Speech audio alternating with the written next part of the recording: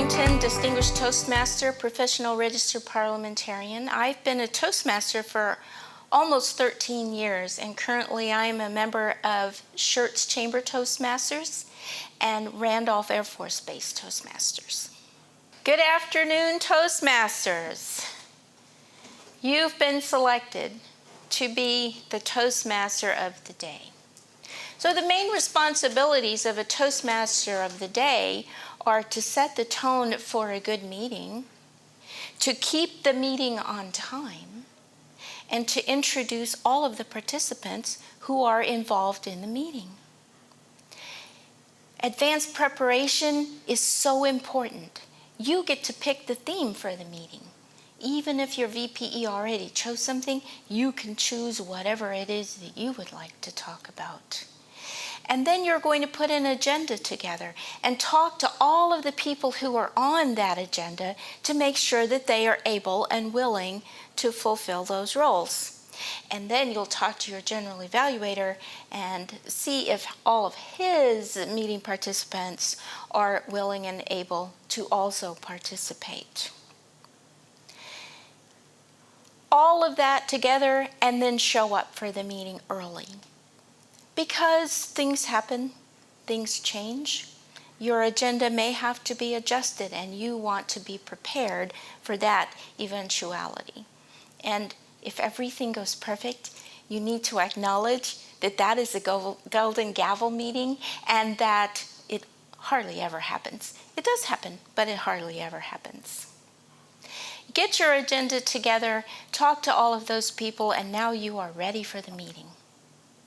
We start the meeting with an introduction from your presiding officer to come to the lectern. You shake their hands to take control of this lectern and introduce yourself. Mr. Toastmaster, fellow Toastmasters, welcome guests, and begin your brief introduction, and I mean brief, 1 to 2 minutes. In that introduction, you can introduce the theme. You can introduce to all of your guests and new members the purpose of the ballot. Maybe tell them how a meeting is structured. All of that goes together. Maybe you could even ask them to turn off their phones. And then you get into the heart of the meeting. You should have an introduction for each of your speakers, and maybe you wrote it or maybe they wrote it for themselves. But we're going to give some positive comments about the speaker and about what they're speaking on tonight. Maybe give a few objectives for the speech project that they're working on. Applaud them all the way up to the lectern. Shake their hands to give control of the lectern to them, and then go to your seat, hopefully, which is very close to the lectern. After they've given their fabulous speech, then you applaud all the way back to the lectern, shake their hands to regain control of the lectern, and perhaps even ask the timer to put a minute on the clock so that all of your members can write a little bit of feedback on that ballot form. Then it's time for the next speaker. And you go through that until you've finished your speakers, if you have time for more than 2 or 3 speakers. As the speaker leaves the lectern, you might have some positive comment about the speech. Thank you, Cindy. Wow, I never thought of the guidebook that way before. But you are not a speech evaluator, so you want to make sure that you do not evaluate the speech. And remember to keep it very brief. At that point, you introduce whatever comes next on your agenda. In our meetings, it's the table topics master. And you applaud them all the way up, shake their hands, and then sit until it's your turn to come back.